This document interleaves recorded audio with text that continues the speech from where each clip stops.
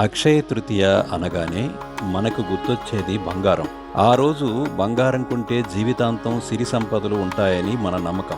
కానీ శాస్త్రాల ప్రకారం అక్షయ తృతీయ రోజున బంగారం కొనడం కంటే చెయ్యాల్సిన ఇతర ముఖ్యమైన పనులు చాలా ఉన్నాయని మీకు తెలుసా? అక్షయ అంటే తరిగిపోనిది అని అర్థం. ఈ రోజున చేసే ఏ చిన్న మంచి పనైనా మీకు అక్షయమైన పుణ్యాన్ని ఇస్తుంది. ఆ రోజున ముఖ్యంగా చేయాల్సినవి ఏమిటో తెలుసుకుందాం. మొదటిది పూజలు చేయడం. అక్షయ తృతీయ నాడు లక్ష్మీనారాయణను పూజించడం అత్యంత శ్రేష్టం.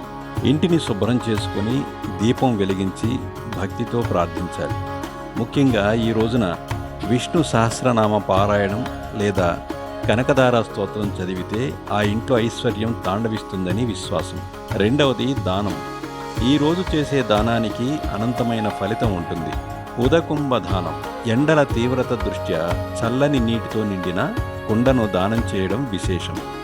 అన్నదానం. ఆకలితో ఉన్న వారికి భోజనం పెట్టడం కంటే మించిన పుణ్యం లేదు. వస్తుదానం.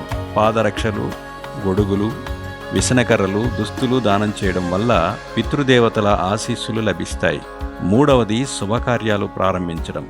అక్షయ తృతీయ ఒక అబూజ ముహూర్తం. అంటే ఈరోజు ముహూర్తంతో సంబంధం లేకుండా ఏ మంచి పనైనా మొదలు పెట్టవచ్చు. కొత్త వ్యాపారాలు, గృహప్రవేశాలు, ఆస్తుల కొనుగోలు లేదా పెట్టుబడులు పెట్టడానికి ఇది అత్యంత అనుకూలమైన సమయం.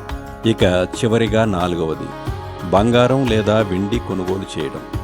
లోకరీతి ప్రకారం బంగారం కొంటే లక్ష్మీదేవి ఇంట్లోకి వస్తుందని భావిస్తారు. ఒకవేళ అంత స్తోమత లేకపోతే బాధపడాల్సిన అవసరం లేదు. కనీసం కొంచెం ఉప్పు లేదా ధాన్యాలు కొన్నా అవి అక్షయమవుతాయని పెద్దలు చెబుతారు. అదేవిధంగా ఆర్థిక స్థిరత్వం కోసం ధనాధిపతి అయిన కుబేరుడిని స్మరిస్తూ ఈ శక్తివంతమైన మంత్రాన్ని పఠించండి. ఓం యక్షాయ కుబేరాయ వైశ్రవణాయ ధనధాన్యాధిపతయే ధనధాన్య సమృద్ధిం మే దేహి దాపయ స్వాహ. ఈ అక్షయ తృతీయ మీ జీవితంలో తరిగిపోని సుఖ సంతోషాలను నింపాలని కోరుకుంటున్నాం. మరిన్ని ఆధ్యాత్మిక విషయాల కోసం మన ఛానల్ని సబ్స్క్రైబ్ చేసుకోండి.